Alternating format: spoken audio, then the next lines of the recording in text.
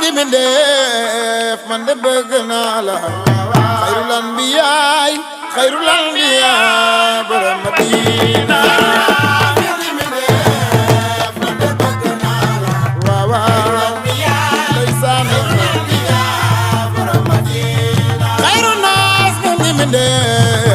man de bëgg naa la xayrul anbiyaay xayrul anbiyaay borom Madina. Asalaamaaleykum. Aleykum salaam. Cheikh Daara ñu ngi ziar.